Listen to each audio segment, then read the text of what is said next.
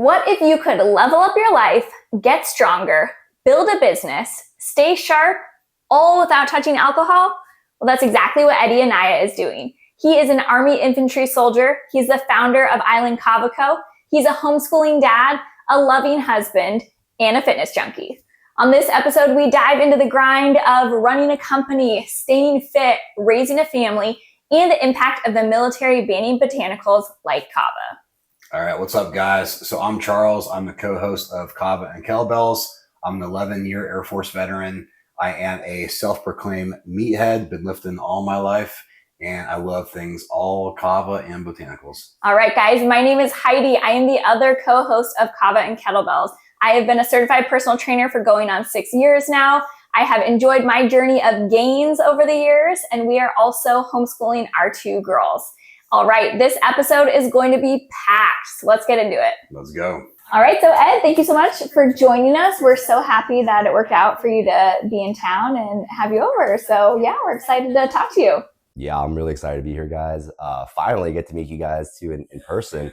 Me and Charles have been talking on the gram for about a year now, right? A little over a year. It's been a little over a year, man. So it is pretty cool, man, because you're in Texas, obviously. Yeah. So the chance for you to be out here, just because I knew we were doing some other stuff. Mm-hmm. So it would have been a shame if we didn't get this conversation in person. Yeah. I wanted to see who could bench more. I felt like I felt like I really had a good chance, man. But you decided to take the bow out and say we work out early. I'm like, all right, that's fine. We're at that 5 a.m. I saw you going to crunch here, man. So, which one were you guys going to? I don't know where it's at, man. I still don't have like a good geographical idea where it's at. It's a newer one. I couldn't tell you. It's just a newer one. I don't even know any reference points. So no, that's fair, man. Yeah, we started going back to crunch. Yeah. So. Yeah.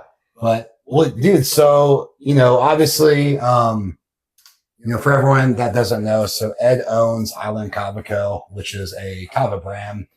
And I know we tried your kava a couple times. Great kava, man. Strong kava. I remember the first time I did try it. I tried it more like in the evening, and it was very, very strong. Yeah. A lot of I feel like very much like a kava rush. Mm-hmm. And smacked me in the face. Yeah. So, some good stuff, man. Thank you. But obviously you got more of a background. I know I like having you on the show too, man, because you're military and have that whole background. You also homeschool your kids. So kind of just like us, man. I'm former military. We homeschool our girls. So I feel like we could have a lot of discussion there. Yeah. And even kind of how kava ties into that. Mm. And obviously fitness too.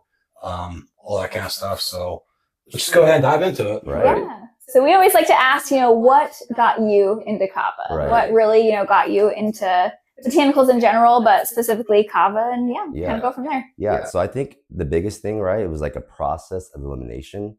Right. As you get older, you look at things that you want to do. And it was fitness or alcohol. So I chose fitness. Right. And then, as I went to college, I was a 28-year-old junior or whatever, trying to learn physics. And I was trying to do everything I could do to make me competitive, because that's when you really see who's just born smarter. And one of those things was man, I don't want to drink, but I hate that's the only thing I can do. And I started to look at the world as the only thing we're encouraged to do is to drink alcohol. I don't want to drink. I want to be disciplined enough to chase whatever my fitness goals were at the time. But I also have this thing where man, I really want to relax. I can't smoke weed because I'm in the military, right? I can't do, right? So right, exactly, man. And I grew up in California, where it was a culture before I joined the Army, right? Yeah. So going from that to the only thing I can do is destroy my body. And so I started to I came upon it actually looking into a podcast by Dave Asprey. Yeah. And he's he can be a little fringe out there, but he does do a good job of introducing new ideas and concepts. So one of the things he talked about was mushrooms and then psychedelics, and part of that was kava. And he was talking about Burning Man, how everybody at Burning Man, you could tell the difference between someone who was drinking alcohol and then someone who was drinking kava. The kava people were going all night long. They were waking up without a hangover. They were good to go. They were your healthy, beautiful, sexy people, right? And then the alcohol drinkers were peasants. They're slurring over their words. They're falling over. They're waking up, And I thought, wow, that's super interesting. Let me go try it out. And tell me if this sounds familiar to you guys. I feel like this is everyone's initial kava experience. They go to the store, they look for kava, they find Mary's kava extract, right? Or the kava pills, and I'm like, all right. Pills. He started with pills. Yeah. That's how we started. Yeah. Or the kava pills. Find the shop. Yeah. And me, and maybe I'm a psychopath, right? But I'm like, the first time will never be the same. So I'm just going to double up and see what happens. With kava, though, that is a smart thing. Yeah. You know? Yeah, it is. Right. So I try to do that with the tinctures and the kava pills. I remember like thinking like, it says 250 milligrams. I'm just going to do a gram and see what happens. Nothing happened, man. Like I felt the smallest amount of like head change. And I'm like, this is kind of bullshit. Like, why does my liver hurt? You know? So I was like, man, this is kind of trash. And so I'm really glad I gave it another chance because I looked into it, right? I grabbed a different kava. It was traditionally prepared. So I went that route and I read the little brochure about, hey, if you don't feel anything the first time, it's actually pretty normal. You have to get the kava lactones to build up in your system and then actually feel it. And when I did that, and I went out with my wife and her friends. I was like, oh, this is pretty enjoyable. I get to drink kava and like not drink, and I'm saving a lot of money, But what brought me into kava was like I wanted to live healthier, right? I wanted to be the better version of myself, but I also wanted to party still. So how do I bridge that, right? And that's where kava does a wonderful job. I'm able to relax. It's dose dependent. Do I want to relax? Do I want to get absolutely rooted? It just depends, right? So I think that's a good way you put it, man, because when you tell people like not to drink, I feel like it does like you're almost telling them like, oh, you can't have like fun anymore. Right.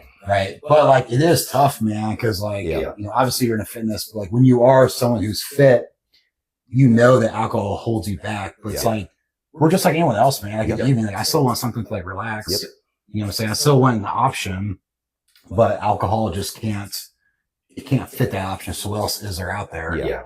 And I think when you do find something like this, it is very much like oh shit, bro, like this is great because you can kind of like in a sense like have your cake and eat it too. Right. And like as we know, we'll probably get to, man, like kava is like great for recovery, absolutely great for sleep, all this stuff. So like for like a gym rat, like kava, it makes sense. It does, man. Sense, man. Yeah. Well, it makes you feel good too, like you were saying. Yeah. And like I think that's a big problem with like the whole ban on drugs in like the military. Obviously we're super forward thinking, right? We're like always ahead of the curve in progression.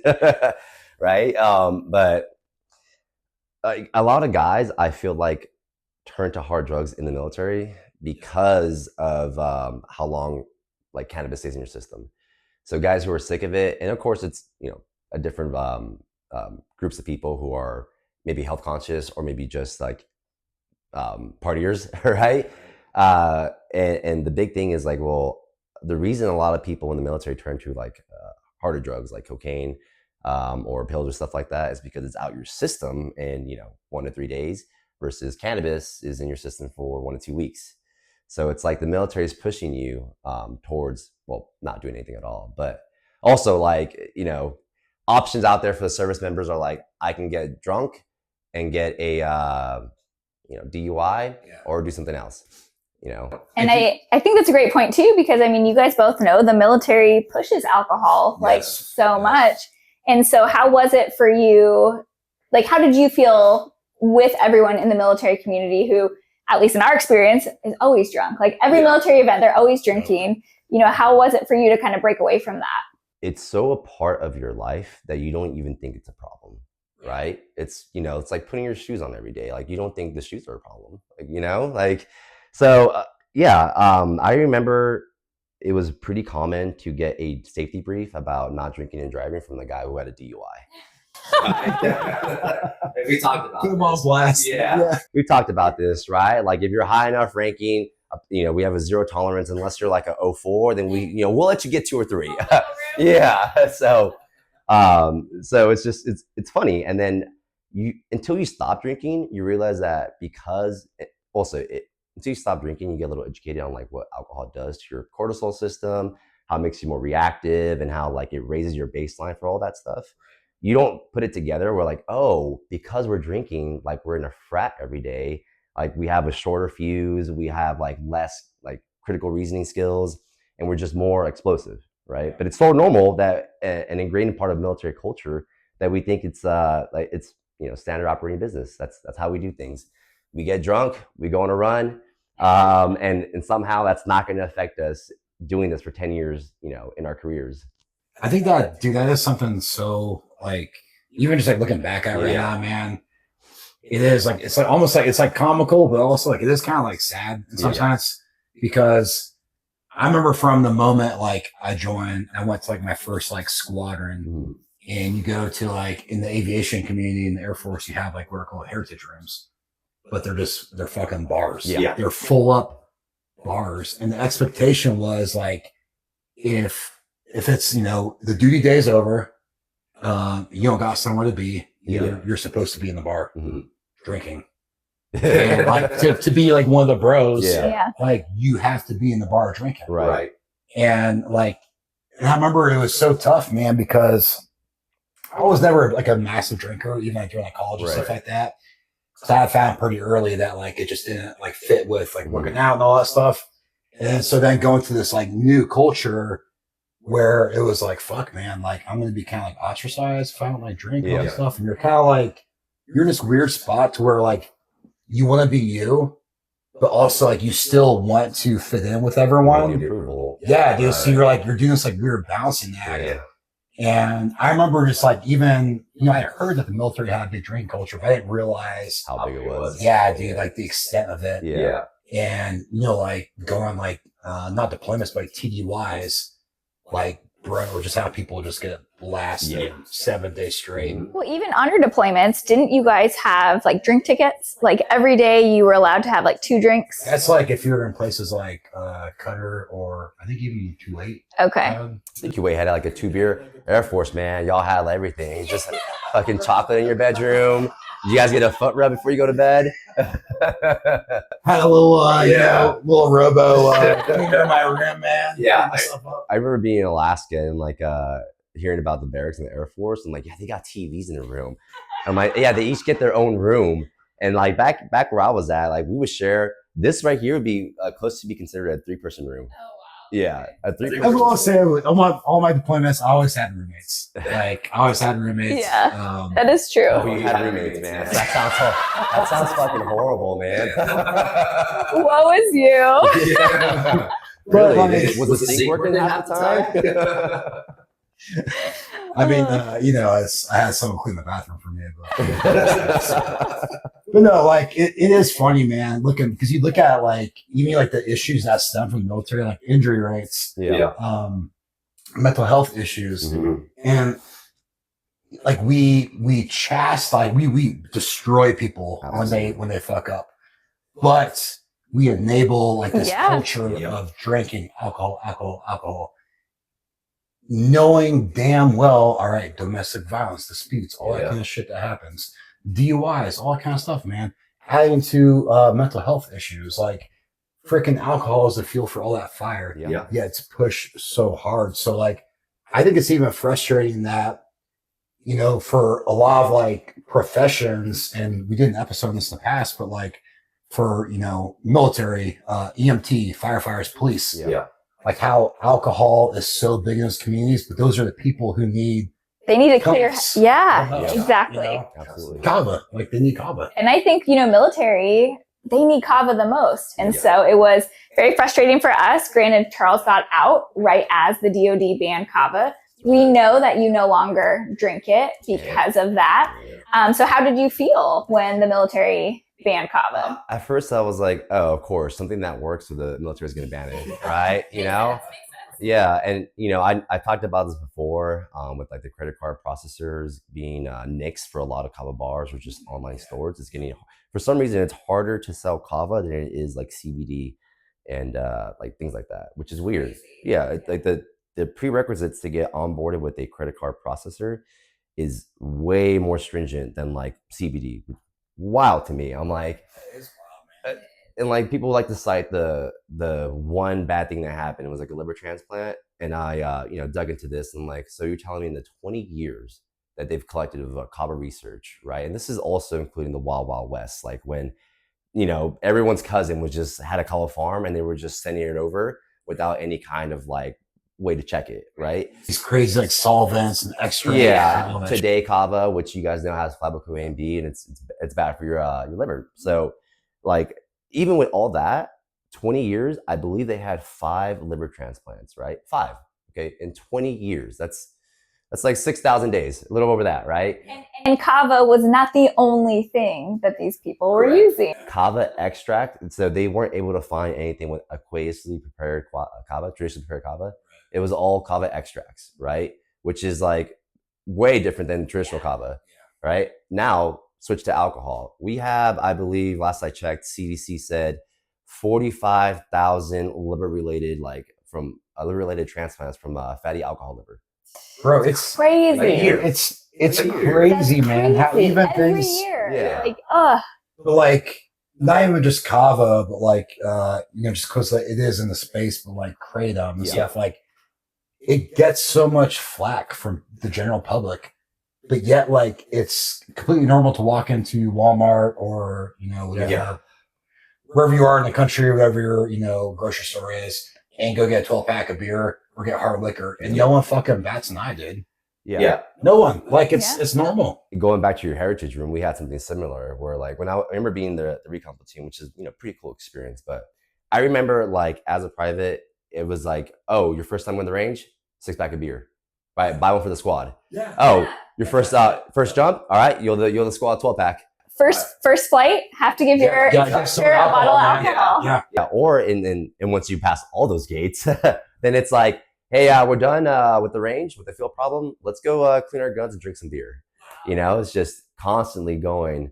And you think it's normal because you're like 22 to 23 and you're like running 5 miles on Monday, half drunk half the time, So it was insane. And then for them to ban kava, I'm like, okay, it's probably going to take 10 to 20 years for research to come out where it becomes like irrefutable that like, hey man, this is a positive. Yeah. Which is a shame, dude. Well, so obviously right now, so last year, I forget, I think it was like July. Yeah, sometime in the summer, DOD came out and it was on like their banned supplement list, right? They had kava, all forms of kava, right? So utter bullshit. But regardless, before that, you had started Island Kava Co.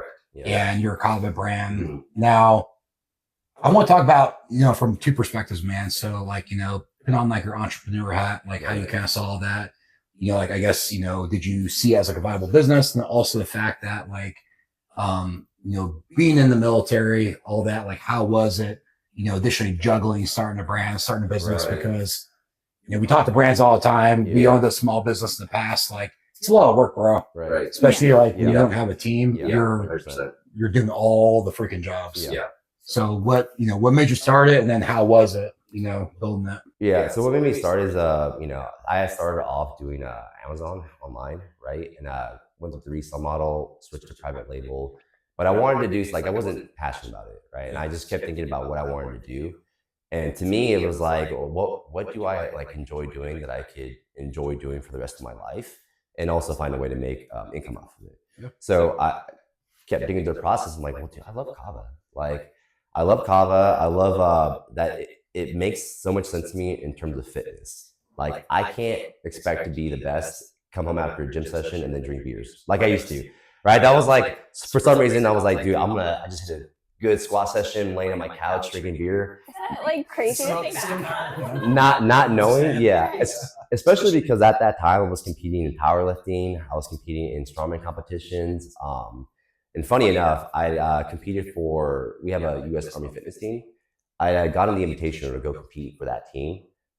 Funny enough, it was like a clear separator of people who took it seriously and like didn't drink, and people who drink even a little bit. So even a little bit, right? It will remove you from that top 10% you're trying to be. Elite level. Yeah. So after that, I was like, this makes so much sense to me to be able to educate people. And that's the biggest part, is the education, right? On like why kava is like a no-brainer for anyone that's trying to get better and maybe wants to try something else other than weed, right? I know that like I have plenty of bodybuilder friends who love to smoke cannabis and just hit the gym for 2-3 hours. Right? I get it, man, but there is the other option, And for people who are drug tested too. Yeah, Absolutely. exactly. Not everyone can smoke weed. Absolutely. Like, Yeah. And I mean, that's why Kava was huge for Charles, because back in, his younger days, he didn't drink alcohol a ton, but he liked the Mary Jane. Definitely like the plants. Yeah, but he couldn't do that. But he couldn't do that when he was active duty. And Kava was great. Like, it was so great for him. Game changer. Yeah. Bro. Fucking absolute game changer when we found Kava. Yeah.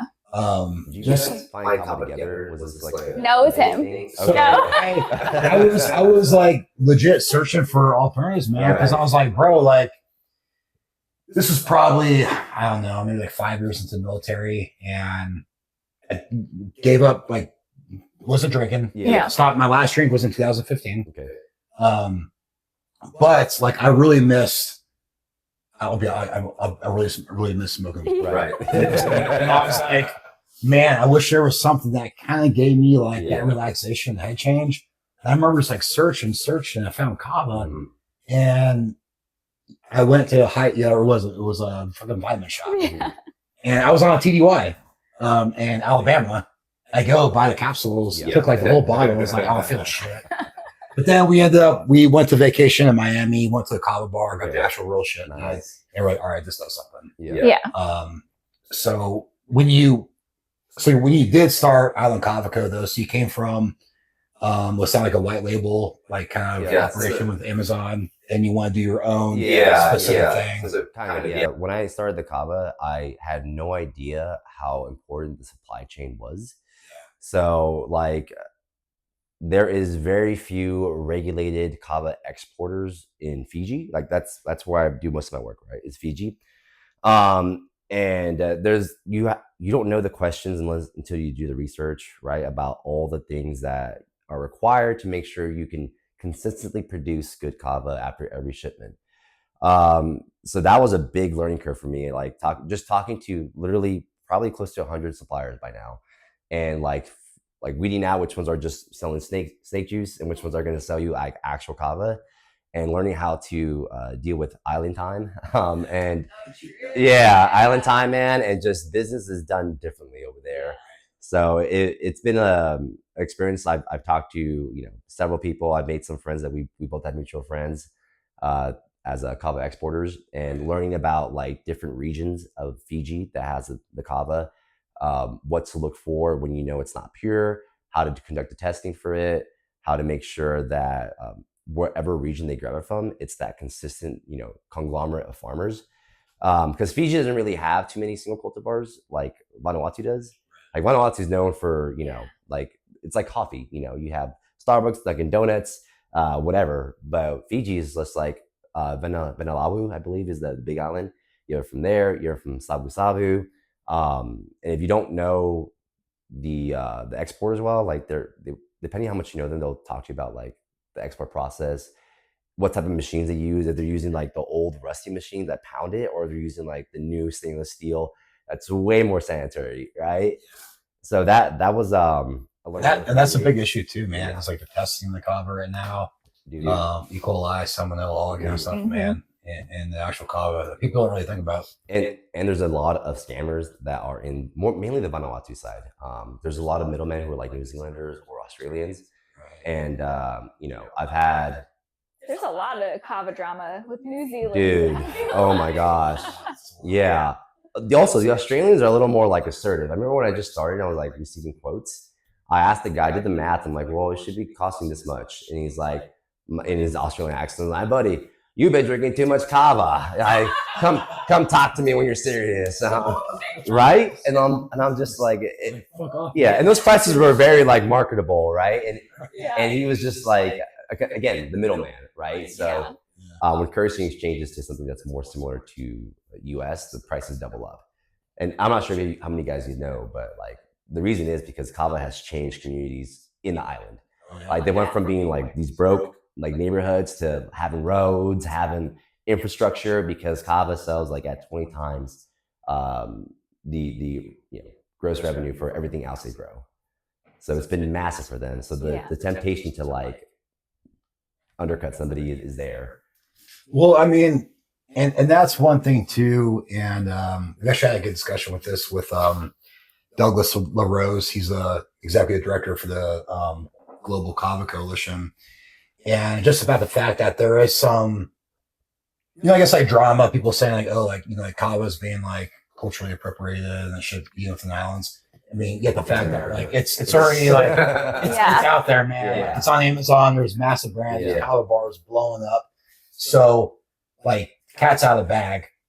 But like a positive of it, and I think this is what some of the the people who want to gatekeep Kava is they don't realize like how much money it is bringing exactly into this community, and it's bolstering their quality of life. And that's like the big reason they're trying to gatekeep it, not because of cultural appropriation. Without cultural appropriation, they wouldn't be able to build their towns, from where they were. It's the fact that like, oh, we want to grow it in America, or hey, we want to. I think that what they're trying to do is just like essentially regulate it. So it's gonna make it more expensive for everybody else, and that means some of that's gonna be passed on to the customers. And the big reason is just gatekeeping the golden goose, their golden lane goose. So it's interesting, discussion, man. And even just like look at the landscape of Kava, like here in the US, right? Like it seems like, I don't know, every week you see a new Kava bar opening. Pop up, this is a freaking Mecca, man. Down here in Florida, dude, it's so cool. I feel like it's the bar scene. Like you can go anywhere for a bar, you can go anywhere here for Kava. Absolutely, I don't enjoy it, but it's nice to pass by and see it. Even out in Texas, man. It's starting to get bigger in Texas. Dallas has like 7 Kava bars now. Austin, you got Kava bars. They opened up like 4 locations in 1 year. Dude, so phenomenal. So regardless, like it's growing. So like I think there is probably more discussions to be had on the supply chain and growing, and obviously too making sure that quality Kava is coming in. Making sure that we're not getting and this is something that like a lot of people don't realize about Kava is like it, a lot of Kava is tested. You don't have like E. coli in there. No. And it's like, that's, you don't want that in your Kava. You know what I'm saying? Like, And if you don't know enough about the process of how it's harvested, you're gonna like look at like, why would you even need E. coli on there? It's dry root. I'm like, you didn't start us dry root. So how like with Island Kava Co, like from starting it to now, man, like how's the journey been? How's the ride been? While balancing, the fact that, you got other full-time work and you got a family and then you guys homeschool. So like, how is it, juggling multiple hats right now? Well, the big thing with Kava is that it's such a passion that I enjoy when I get to work on it. Right. So, so there are things that give you energy. There's things that take away energy. Military takes away energy, man. Like, like there's been very few groups of people where like, I can't wait to go work on Monday, or events. Those are sporadic around the military, right? But when it comes to Island Kava Co, like it gives me energy. I'm like, I get to work on this. This is freaking amazing. I get to, find out more about the industry, find out more about like who needs it, and like let the creativity flow, right? And with homeschooling and all that, well, I'll take a step back. Like being the Kava guy in the military is kind of funny. I have to get told like you're like the only infantry dude I know that doesn't drink. Like what kind of E7 doesn't drink? I'm like, this one right here, man. Yeah, that's why my knees still kind of work,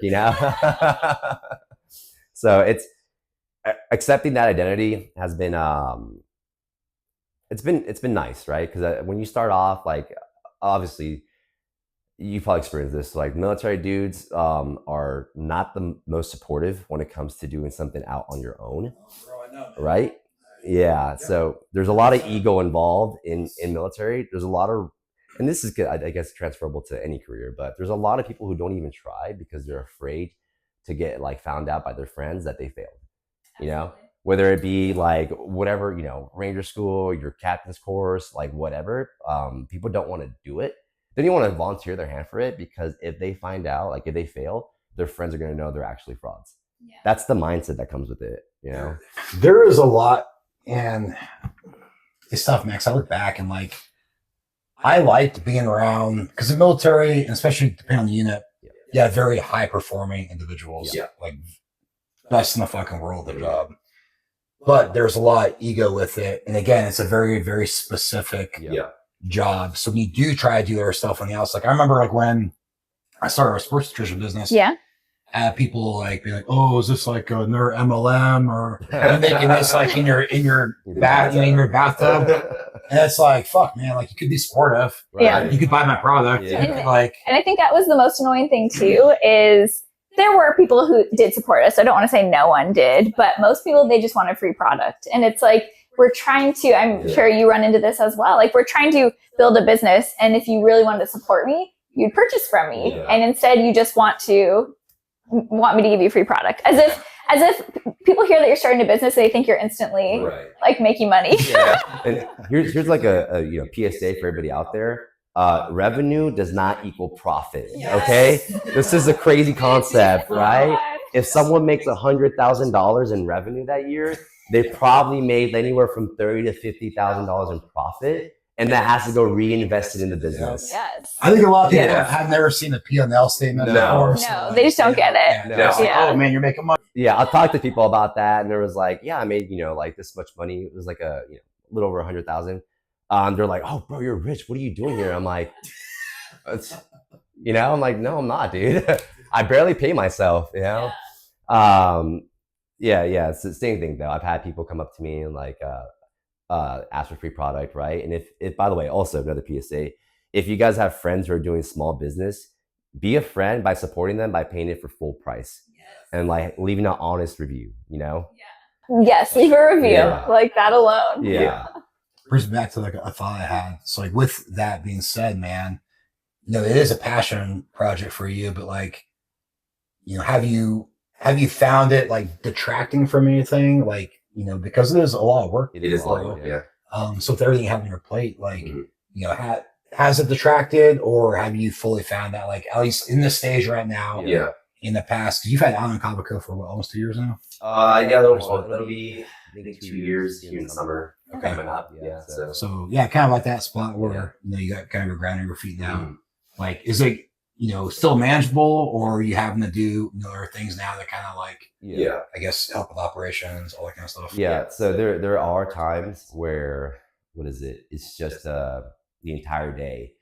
I feel guilty, right? Because I want to be a good dad, right? I want to be more than just like they're the same household with my children. I want to be present with them and engaging in stuff like that. So I do the natural thing, which every dad does, and I make them work for the business. Right? I'm like, hey kids, we're going to learn about work ethic today. But there are some days where like it's just back to back, like inventory, dealing with problems with third-party marketplaces, dealing with credit card processors, or just the biggest part that is tough for me is content. I received this big old mental block in my forehead. Like when it comes to content, I'm like, I have this one errand to do that I forgot about 2 weeks ago. It feels like it should be the right time to do it instead of recording this. Content's hard. It's hard. Like going to YouTube, we have found like it is so much work. And we used to kind of joke about influencers in the sense of like, what value are they giving? Not all influencers I feel like have value, but man, what they're doing is hard. Like it's hard work. So I get that. Yeah. I mean, so I'd say there have been a lot more systems in place that have been improving. That's really helped. And then also the family's like all on board. Like we know there are days, they're like Kava days, right? Where we have to like prepare everything, get ready to send out to the warehouses. And that takes, quite a while. But that's also kind of cool, man, that you're. I think that's awesome. Yeah, I think there's a lot to be said. And this even ties into our point going back to about being the infantry guy who doesn't drink, which I get to, but just like leading by example. Yeah. So like it's setting like an example, right? So now your kids are seeing that like you're fucking hustling, man. Like you're providing, you're doing all this stuff. You're also doing your own business, right? And it shows them like that value of building something that's yours. Yeah. That it's not anyone else's, man. It's your guys's. Yeah. Right. And I think what is so cool about that is a lot of times people will act like in order to be a good parent, you need to be at every single thing of your kids and you need to be around them all the time and you need to be entertaining them all the time. And I disagree. I think it's really good for you, of course, to be with your kids when it's important. but for them to also see you building something and you providing for them, and you're building something for yourself, you're answering to yourself. And I think that is huge to be showing them that. Yeah. And the cool thing is, with that is just, quality time is more important than quantity of time, right? So yeah, so it sucks to be gone, right? But I can still make the most time and be deliberate with my messages to them.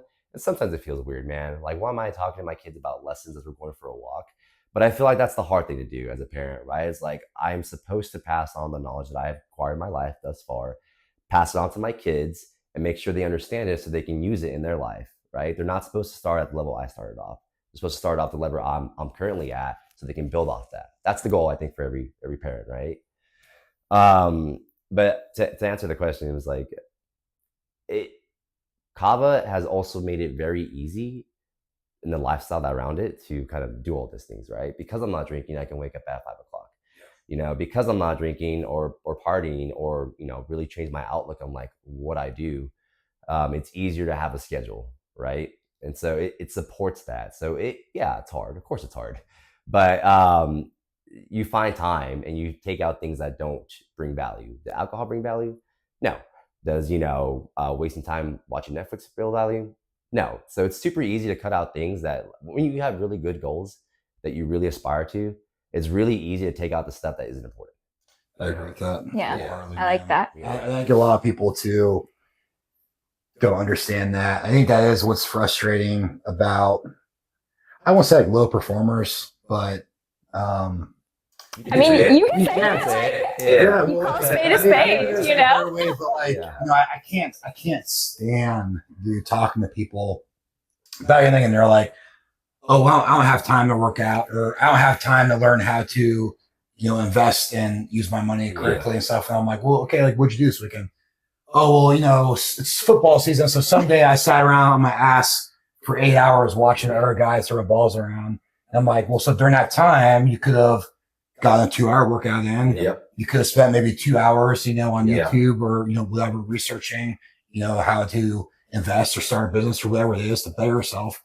And instead, no, you chose to sit there and to watch, I don't watch football, so I know like what the Panthers Cowboys, right? That's Texas, man. Not even that, man. Most of Texas don't even claim them. The only thing I'll watch like gradually is UT Longhorns, so hook 'em, that's it, man. That's about it, because like it's in our city and it's pretty local to us.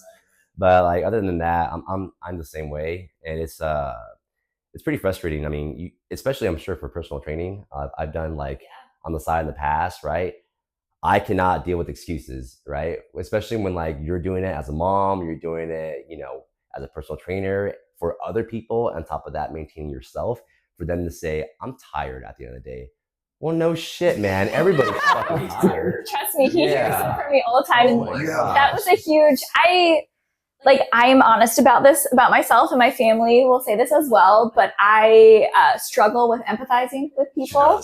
They always joke and they're like, "Mom has a cold heart." Yeah. And that it took learning, especially getting into personal training, to try and understand and empathize with people. But yeah, my first instinct is, well, what the fuck? Of course it's hard. Like, yeah, like we all have the same amount of hours in the day. We all have a busy schedule. It's just about having that discipline, not making excuses, and making it work. And yeah, it is frustrating. Yeah, I tell people, I'm like, bro, like even right now, like I don't have, we're both remote, and I'll tell people like, yeah, I still wake up at fucking 4 a.m. every morning. Yeah.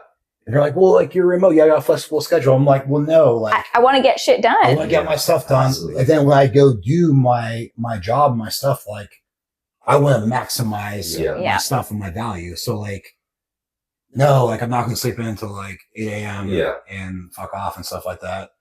Yeah, I just think it's a different mentality, man. And I think when you are trying to be a high performer and you're doing a lot of stuff, I think it's like that crabs in the bucket mentality too. Yeah. And I saw this a lot in the military, man. Again, when you have other goals and aspirations and you're breaking away from the mold, the crabs try to bring you back in. Yeah. Like, "Oh, like, why are you doing that? Like, why don't you just do this? Why don't you just chill? Why don't you just, I hate Like, that. oh, it's good, man. I It's good. hate when people say that. Like, you need to find balance. I'm like, man, fuck that. Do people say that? Yeah, Oh yeah.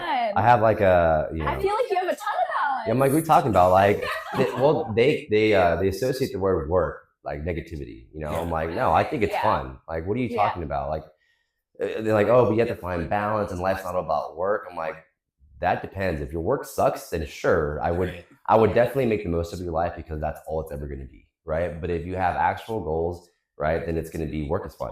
I'm working towards a mission. I'm working towards a goal. I have a task and a purpose, right?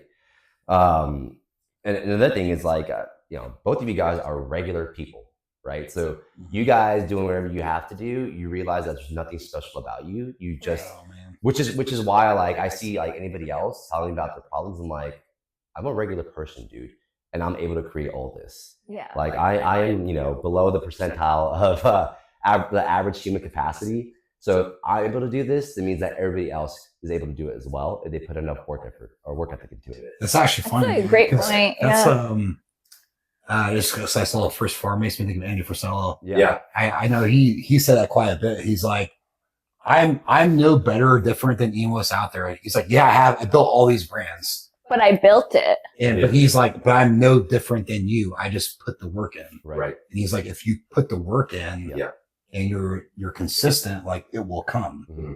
And I do think that's something that, well, I think, people are afraid. I think people have bad habits. I mean, look at the United States right now, right? Yeah. Most people are, have mental issues. Most people are very over obese. Fat people. And if you're fat and you're cool with it and you're happy with it, man, like I'm not going to say much, right? But if you're in the military and you're fat, I hate you. Yeah. We all have one job that's common across all branches of service, and that's to be in shape.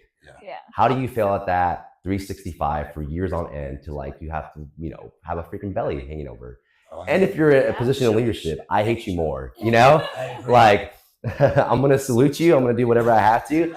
But deep down inside, I want you to know when I'm in uniform, when I'm out of uniform, I'm judging the fuck out of you. And it's crazy. It's crazy with the military because that, like you said, it's part of your job. And I feel like they've gotten so lax with it.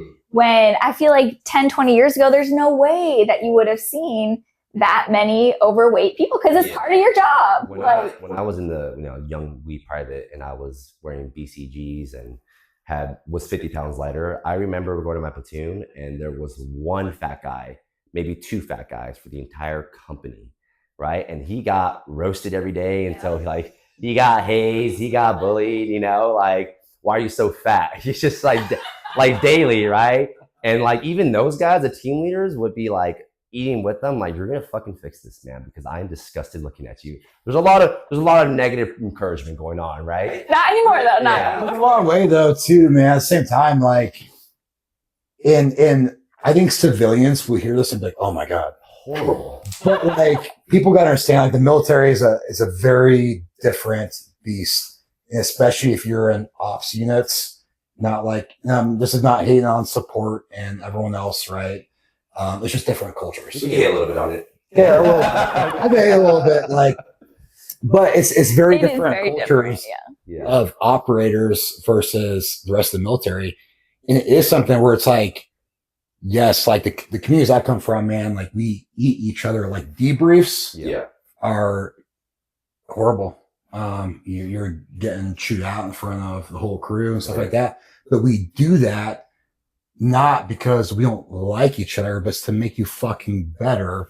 That way, the next mission, or when, you're downrange and you're doing the actual mission, you're not fucking up. And when you did fuck up back, training, you were corrected and you don't make that mistake again. Irish up retired. Yeah, dude. Yeah. And I think a lot of people, and I think there are civilian groups that understand that, but I think the average person, they see that and it's scary. And there is a scary part to it. Yeah. I remember being second, first lieutenant, especially when I was learning first deployments, all that kind of stuff. Yeah. And, just getting chewed out in debriefs and being that guy, like, it sucked, man. But looking back, it's like, it molds you and it builds you. And now, like, you have that discipline, those systems in place. And I do give credit to the military for that. Mm-hmm. It does make you a bit of a different person. in a different mindset. So I think when you're around people who, like when you're around like average, it does, like for me, it tends to irritate me. Because you hear a lot of excuses. Yes, just excuses and Like, Excuses. Excuses. Well, even just like workouts, like you said, workouts, people, they don't like to be uncomfortable and they see it as a chore instead of something that's benefiting them. Being chewed out, when you're in a real life situation and you're in a life or death situation, do you want someone to remember, oh, I got coddled and no one yelled at me? No, you want them to remember something that hit them hard and stuck in their brain so they get the job done and they don't die and they don't kill someone. right. Yeah. And that's what I think the average person doesn't understand is it is life or death situations often.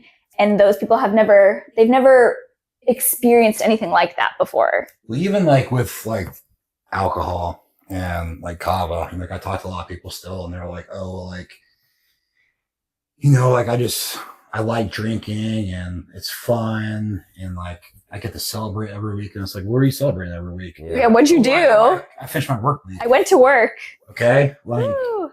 Yeah. did you close like a multi-million-dollar deal? Did you do like, no, I just got through the week.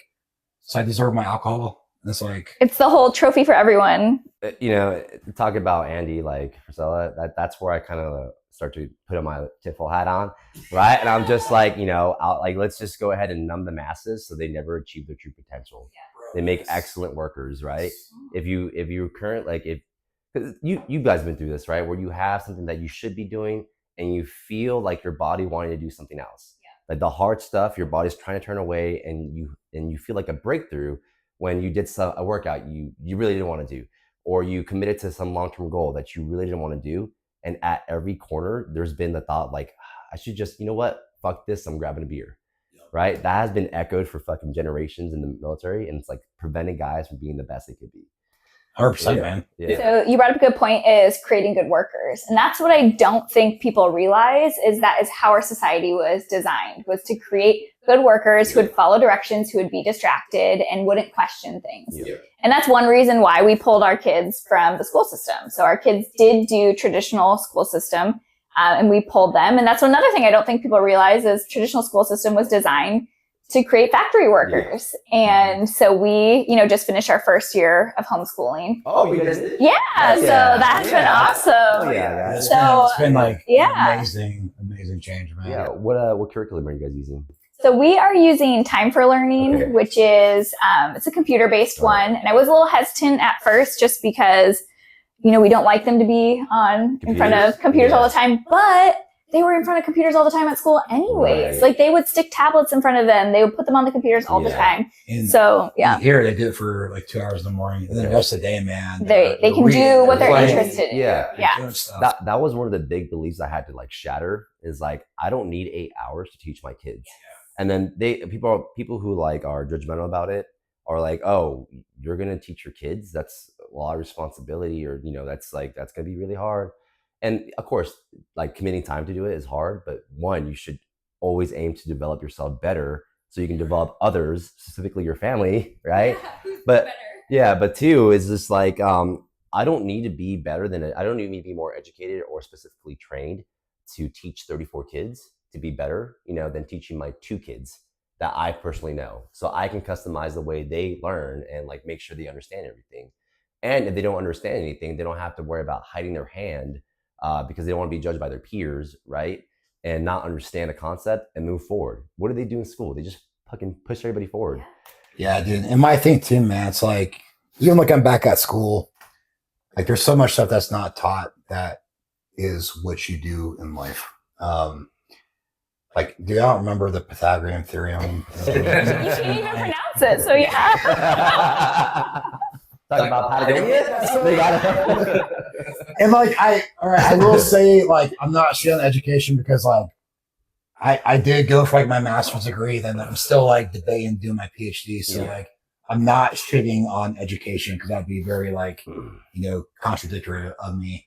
But like for them, and before going to like, if they want to go to college, there's so much stuff where it's like, I need you to know finances. Right. I need you like to real know, life finance. be smart with money. I need you to know how to be fit Mhm. and to make good lifestyle choices, right? And I need you to know how to be practical, be a critical thinker, Right. right? And I think the critical thinking piece is what's left out so much. Mhm. The school is just like, here You you just go, memorize this. stuff. Yeah. Yeah. Where it's like, no, like I want you to critically think about this. Like, does that make sense? Yeah. Like, what's okay? Then like look at sources where it's coming from. Who's writing this book? Right. Who's the book funded by? You know, all this different type of Yeah, stuff, right? Like, absolutely. so like, what's like critically think, and then just because it says something, well, let's go find a counter argument to that. Right. And now, does that make sense to Mhm. you, or which one do you think is better? You know, think about it. Not only that, man, just like so my wife was a teacher for a little bit, and she got to work with the charter school that our kids were going to originally, and she saw just how bad the teaching system is because a lot of them are underpaid and don't give a fuck. Like there's actually, you know, a lot of That's a whole other discussion right there, man. Yeah. Like, why are teachers the lowest fucking paid jobs? Yeah, man, it recruits the fucking, you know, not the most talented people at this. And she saw like, hey, you're supposed to do arts and craft. She was a co-teacher, and the primary teacher would be like, yeah, but they make a mess. And so like if it's like if you're a teacher and you don't like doing hard things, like teaching fucking 30 kids is hard, right? So they're gonna have a watered down education. I don't, and like I don't blame them. Like, dude, I couldn't. It's hard. It It's is. hard to teach It for is. kids, man. No. It's fucking So- hard. I can barely do it for Yeah. June. Yeah. So I mean, And you're right. That is a whole nother, idea of like our school system is terrible, It is. and It our is. teachers aren't supported. So it's not the teacher's fault, but our school system it's terrible. Yeah. And also, you know, I didn't like the indoctrination that was going on. I'm not sure if you guys have gotten flack for this, but like when I took my kids out, my mother-in-law, if she sees this, I love you, Swagda, just don't take this the wrong way. She's a little scary. you're done, bro. Yeah, You're done. She's a huge Kava and Kettlebells fan, so just kidding. She does watch the TikTok a lot, so she might see this on there. But you know, she was like giving us flack for like, you know, you're trying to protect the kids from the world and stuff like that, kind of saying that like I want our influence, you know, which is kind of like a Christian based influence on them and what we have like in our head for our family. Like trying to protect the world, you need to get them socialized. And I'm like, that's what the school's doing. The school is indoctrinating for their type of world. I'd rather indoctrinate my kids for my type of world, my type of work ethic, my type of ideals. So they're prepared for the world, you know? No matter what, like Yeah. someone's gonna be indoctrinating them, Absolutely. whether it's their Yeah. teacher that they see every day or Yeah. their parent, man. So it's like at the end of the day, like, yes, I would rather have me indoctrinate them. Absolutely. And because my- I'm yeah. the guy. Yeah. And my thing is, the schools, hate it or love it, depends where you are. It's going to be a little bit crazier or not, but school system is absolutely indoctrinating them and teaching them shit they shouldn't be. And I will let my kids know about that when they are ready. Yeah. You know, like So when we went to one of the rallies, they were focused on equity and not like, what is it? Equity, not work ethic, not like equal opportunity. And that pisses me off. Like I'm first generation American. My mother worked her ass off to provide a better life for us. So I have the bootstrap mentality. Like you need to fucking work. Like life, you can choose to do hard things to make your life easy, or you can live an easy life and have a lot of hard, or live, have easy things to do and then experience a really life hard. You see, Yeah. that's something, man, that like I think only you see a lot of this, and I forget the term, man, but it's like it's a term for like the mindset that immigrants have. Like a lot of like, brand new, like first generation immigrants versus like Americans who've been here and just been, because like They've been to be coddled. fair, man, it's a soft society. It's Yeah. not soft. I mean, we have everything that we want. Like, yes, there's varying degrees of wealth. I understand, there's varying degrees of things that come with that. But in general, right, like a poor person now would be considered absolutely rich compared to 100 years ago to what amenities they have in front of them. And, I agree with you, man. The fact that like, it's always from my friends who just came over here, like who were from other countries or immigrants who understand opportunity here and understand it's not about us all being equal. It's about being able to fucking pave your own way. Right. yeah. And they're so fucking excited. Yeah. Like, man, dude, my barber in Alabama was from Venezuela, and I just been over in America for like 2 years, and he's just like, bro, he's like, my opportunity here to make money, to do what I want is like, I would never have had this in Venezuela. He's like, not on here. He's like, I understand why other Americans are like, not doing anything, not and complaining. And Why aren't they complaining. out, like, Yeah. building? To So, the you point know, where I like, think it's I think it's like deliberate the way they're at that, right? Why are we taking away all the validation and I guess social applause that comes with being a hardworking man or a hardworking woman? We've like definitely lowered that on the table. And the good side of that has never been easier to win if you are a hard worker. The bar is so fucking low, it's on the ground. Like that's a very good point, man. Yeah. And, it's interesting, like, not trying to bring like everything back to like Kava, but okay. I like, mean, that's life. well, like, It works. actually, you can't bring everything back to Kava, honestly. But there's like something like even in the Kava community, like why we try to kind of even bring fitness because Kava and Kava bars tend to have like a very fringe sort of culture, and we're trying to show people that like, yo, you can be quote unquote normal, or like you can be like someone who looks like us, dude. Yeah. Because like someone who looks like us, when we go into like a Kava bar, it's a little bit more like hippie. Yeah. You get looks, dude. Yeah. It's like almost like you don't belong. Yeah. It's like, well, fucking no. Like this plant's for everyone. Yeah. And for someone like us, it's actually the most beneficial. Right. Yeah. Because alcohol doesn't fuel our lifestyle. It holds us back. We're trying to do all this shit while, looking good naked. And that's really what life is about, man. I'm trying to look jacked, tan, and juicy for my wife till the fucking day I die, man. I'm trying to get some pumps in. But you know what I'm saying, man? Like, and so we're trying to show like, everyone else out there that like, yo, you could be a high performer, like all this other stuff. And stuff like Kava will actually elevate that performance, that lifestyle. Because again, like, the Kava community, and we love the Kava community, right? And that's one of the things I love about it is because there is so many, kind of types of people in it, but like, you still get a lot of people like us. Yeah. Absolutely. Trying to bring more people into it. I remember the first time, well, not the first time, but I went to a Kava bar in Austin. I won't say because I think they're a cool bar, but me and my wife were dressed up. I like to dress up, right, when I go out. So we're dressed up in, slacks, choosing a beautiful dress. We go in there and the looks that we get, man, like you don't belong here. Like, what are you doing here? Are you the feds? And the same thing anytime I've gone to other Kava bars, right? It's like we go in there, we're like the jack dudes are like, what are you doing here? You don't have crumbs in your beard. You don't have, And I love those people, but It was funny too, man. Is like I'm not judging you. Yeah. I'm not looking at you, but yet like I can tell that you're judging me. I walked in, man, and like when you're, we're kind of look like each other, man. Honestly. Yeah. When you're bigger, it's not Spanish, bro. Yeah. When you're a bigger dude with muscles and tattoos and stuff like that. I mean, you go into some of these places, man. Like, yeah, dude, like everyone looks at you like you don't belong. Yeah. But why not?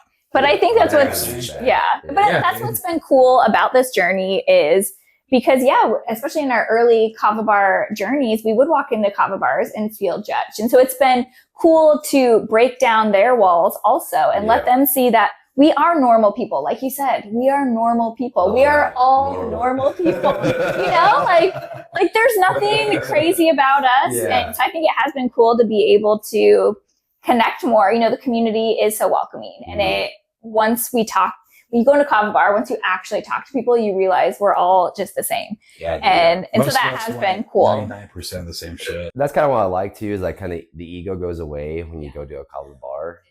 And you get to talk to people and just actually socialize, kind of like life was before phones, right? And like talk to people, and it's pretty nice, man. I think that's been the big like education piece about what I'm trying to do is like I am trying to reach people like us, who like are fitness dudes, who are like military related, paramilitary, whatever, who just don't know about it. Like it makes if they're educated and at least smart enough, not through school or anything, but just street smarts. I don't know. They know like, hey, how do I relax if I don't want to do alcohol, right? Like it's a clear fucking answer. Like, dude, Kava. Yeah, and that's the thing too, man. Is like the market for that is still so untapped. Yeah. And by market, you know, like yes, both monetary, but also just like for like intellectual capacity for these people. Like that's such a big community of people who still haven't found about Kava, Correct. Kratom, you know, and even like, you know, cannabis to some extent is becoming more like mainstream and mushrooms and stuff like that. But Kava is very, very like, I would say like not vanilla, but like mainstream, right? It's legal. Mm-hmm. You can get it on Amazon. It doesn't, you know, impair you to the point where you can't drive. Yeah. So it's very like, I want to say like user friendly. It is for the average person. You have to. I don't know even how you could fuck it up, honestly. Like, I don't know. You smoke it? Like, maybe? Actually, we have heard of people Have trying they tried to smoke smoking it? it. Yeah, We've heard people trying to doesn't work. Oh my gosh! Yeah. Like, there's always gonna be that person, man, who, you know, does that. But no, dude, I think that's cool, man. And I know like a lot of what your content that you put out, you know, it is very much like, I would say like purpose driven. It's very like, you know, fitness, goal oriented. And, you know, within the Kava community, you just don't see a bunch of that. No. So, and I think we're on the same page. Like we want people to live healthier lives, right? And you can do that by doing Kava and then just working on, 1% better every day for whatever your goals are. And it kind of, this is kind of where I get some flack, but I don't think Kava should be a replacement for alcohol in terms of your lifestyle. If you were a big drinker, like maybe you shouldn't be at the Kava bar every day, partying with your friends. For me, I'm like, my mission is to like, hey, look, like you have another way to relax, but it should still be in moderation. You shouldn't be like, I'm going to go get rooted today on some Kava, some Kratom. And that's what your lifestyle becomes, right? You just switched one bad habit and are creating another bad habit off something that's supposed to be really good for you. Yeah, that's a really good point. So what you're saying is it's about the habit. It's not, replacing one vice with another. It's changing your habits. Yeah. And, you could replace it with, let's say, if you go from going out and drinking every night, going downtown to the clubs, and you switch out drinking for smoking weed every night and going out downtown to the clubs, nothing's really changed. Like you're slightly better, but like a little less poisonous, right? You probably save a lot more money. As a matter of fact, you will, but like the habit hasn't changed. Yeah, I agree with that. That's true. And there are, Kava bars are very known to have their regulars, right? Yeah. Just like a normal bar. Yeah. And there is something to be said about that, right? Like if you are just using it as a replacement, but you're still spending 99% of your, weekend at the Kava bar, you're still not pursuing other things. Right. That should be making you better, because like, let's say get off alcohol, now you're sleeping better. You're probably waking up earlier. Yeah. You're probably better focused.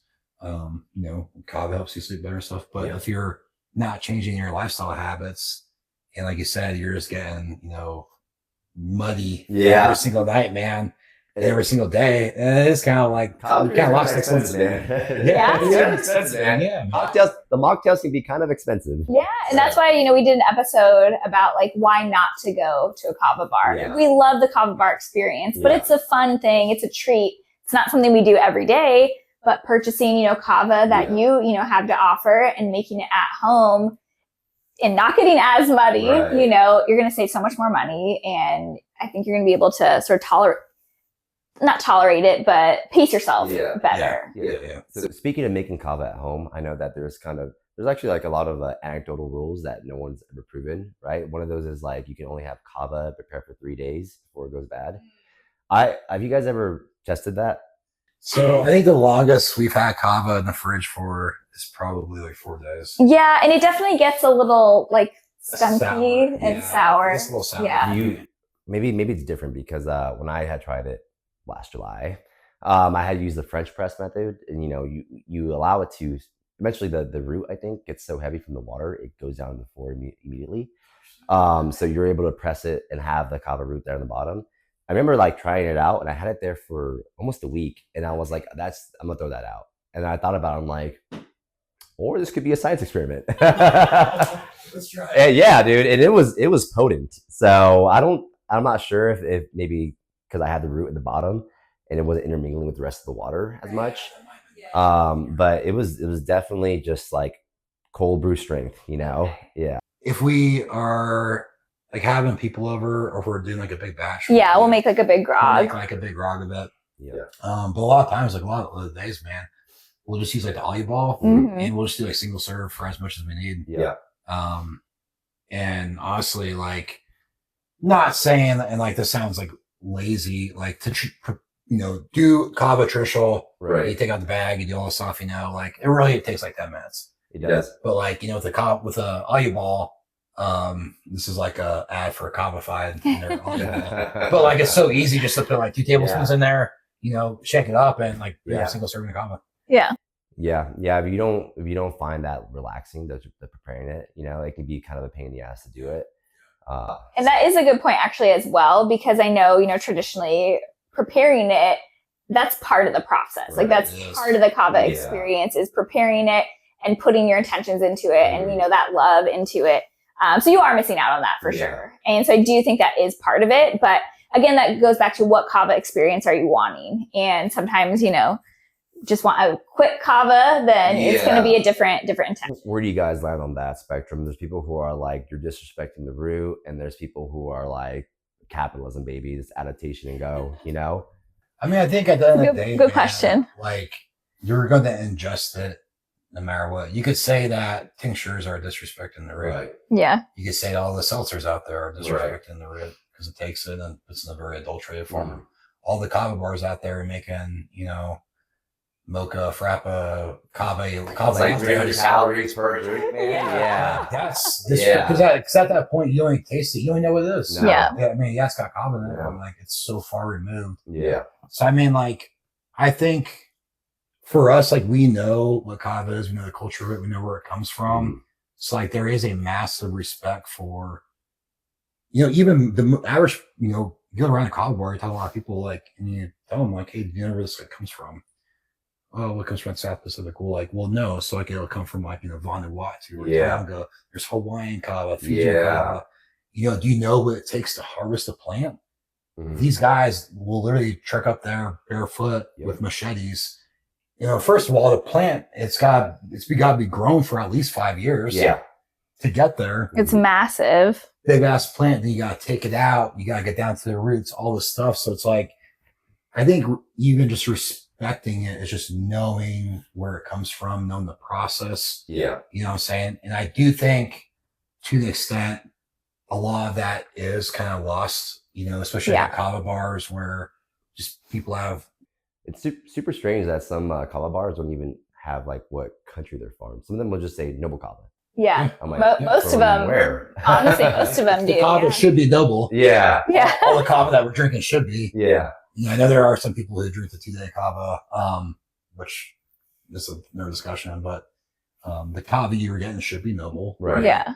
But yeah, it is something where it's like, I've gone to kava bars too, where I'm asking them, hey, like, what cultivars do you have and stuff like that? And they're like, oh, we have like kava. I'm like, all right, well, like, what kind? Yeah. Where did it come from? Like, so I think there is something to be said about, like, it's almost like wine. If you're a wine connoisseur, you go out to dinner. Yeah. You want to know what region your wine comes from. You want to know, like, the age. Yeah. I think that's a good example, though, in the sense that I think it's important. And that's kind of why we do this as well, to try and educate people and teach people.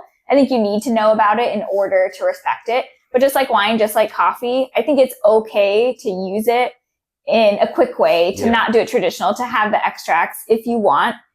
Just like people have with coffee, you add all the extras just with wine. Back when I would drink, I didn't know anything about wine. I knew it was red and white. Get the box wine, slap the bag. What was it called? The Manza? Or I don't know. Monzia or Frenzia. I just had a flashback at festival. It was like, slap the bag. Like, is that disrespectful? Like, to the grape? It's the exact same thing. So yeah. Slap the grape. The grape. So I think it's important for people to know, but I still think you can know and respect the plant, and you don't have to do it traditional every time. I lean towards more of like the capitalism side of thing. It's like, listen, there's a problem with kava right now. But there's 2 problems with it. It takes too long to prepare, right? And people don't like the taste. right? If we can get more people onto it, and this is, I think, I remember hearing one of your episodes where it's like you have to bring them into a cult, but by step, right? So it's like, currently it's like it tastes bad, right? I actually like the taste, but That's same, man. hard taste. Did you like it at first, or did you grow to like it? I grew to like it. Exactly. Just like the first time you had beer, you're like, ugh, what is this? Right? And then after a while, you're like, I like this taste. So it's like the taste and then how long it takes to get it ready, right? We want to relax now, not, take 15 minutes to prepare, 10 to 15, right? So I think the brands are addressing that problem. Like it's going to get people into kava, and hopefully from there we can be like, hey, you should try this other thing called aqueous kava, noble kava. Yeah, come here real quick and try it out, right? And it's like a huge difference, right? I mean, no one's gotten the same experience from kava extracts compared to just like traditionally prepared kava, which has also been, changing in the regulations. So Hawaii just made it GRAS or grass, which is generally recognized as safe, which is huge, right? That's completely contradicting what the FDA has said about it. And they're kind of assholes. Like they have the report that says like, hey, everything's pretty safe, but we're putting out this consumer notice because it happened like 5 times in 20 years. But there's no black box on or black label on alcohol, So I agree with you, man. I think it's one of those things too with like kava where like it doesn't pain me to see people like their first experience like having like seltzers or drinks, but it's like if that gets you interested and if eventually it gets you drinking traditional kava, then like I'm about it. Yeah. If it's going to bring you in and eventually you try the traditional kava, which actually for me like it has the best effects, right? Yeah, I'm like, okay, cool. Like break down a barrier, get people in, get to try it at least, and then when they like the effects, and when they try traditional kava, it's just kind of like a cult. And I realized what I was waiting for so long. Why didn't I try this sooner? Yeah, and then you get into like being a connoisseur, learning about the kava lactones and stuff like that. Actually, I was gonna bring this up, but when I was looking into like the DoD stuff, I'm like, well, what can make them possibly, ban it other than like it's new, it's bad, it's ban it. And I think the closest thing I could think of was yangonin. So it's one of the kava lactones in there. That's the only one that has it can fit in the CB1 receptors, which is what cannabis fits to. So even though it's not cannabis, right, and it's probably like 1/100th of the potency, right, but because it connects to CB1 receptors, I'm like, oh, they could say it's psychoactive, or it can produce a high. I think that what I think they ban it for is because I think kava is becoming popular. Yeah. So they probably have heard about, service members going to kava bars, things like that, kava. And they probably were like, all right, let's see what this is. And they saw that like, yes, like kava is psychoactive. Yeah. Right? They probably just don't know the difference between psychoactive and psychedelic. Yeah. And I think it was probably just a knee-jerk reaction, being like, oh my God, this does something to your state of mind. Yeah. Which again is just so funny because alcohol does like, too. It's just, Nicotine. Yeah. Yep. Yeah. Exactly. Caffeine. I mean, but again, that goes to show that, let's be honest, I feel like most of the rules made by the DoD are just a bunch of old white men who like don't know. They're so out of touch from updated society. And I think this is exactly that. They have no idea what they're talking about. They heard psycho something and they immediately think they're going to go crazy and they're on drugs. Yeah, it's like ayahuasca or something. Yeah. Yeah. So, I hope, man, that they look at this again. I don't know how on top of the priority list it is, probably not At the bottom. Yeah. But it's one of those things. And like, the mere fact that you guys still aren't allowed to technically, have poppy seeds or hemp hearts is like.